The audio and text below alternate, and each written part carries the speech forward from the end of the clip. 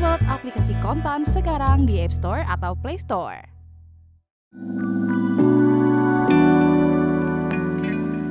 Ketua The Fed, Jerome Powell memberi isyarat bakal memangkas suku bunga. Kendati demikian, ia menegaskan, The Fed tetap akan bertindak hati-hati dan terus mengevaluasi dampak tarif serta kebijakan lain terhadap perekonomian.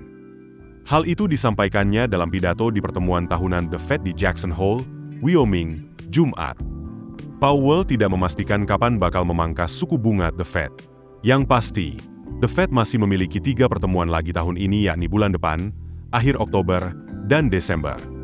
Sebagai catatan, The Fed terakhir kali memangkas suku bunga pada Desember 2024 dan menahannya di level 4,25 sampai 4,50% sejak Januari tahun ini.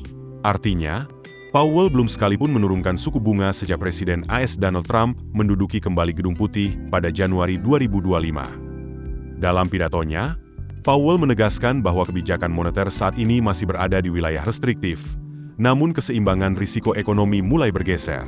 Hal ini membuka ruang bagi The Fed untuk menyesuaikan sikap kebijakannya.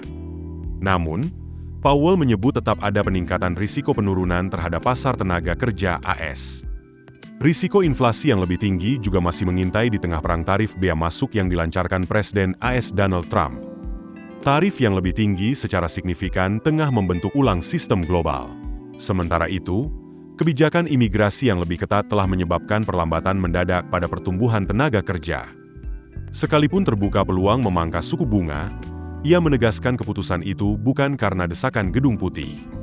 Powell menegaskan, The Fed tetap menjaga independensinya dalam mengambil keputusan. Seperti diketahui, Trump kerap melontarkan kritik keras terhadap Powell lantaran tak kunjung memangkas suku bunga. Trump bahkan berkali-kali melontarkan ancaman bakal memecat Powell. Pidato Powell yang mengisyaratkan pemangkasan suku bunga mendapat respon positif dari pasar. Saham-saham di bursa saham New York Amerika Serikat atau Wall Street menghijau pada akhir perdagangan, Jumat, 22 Agustus 2025, waktu setempat.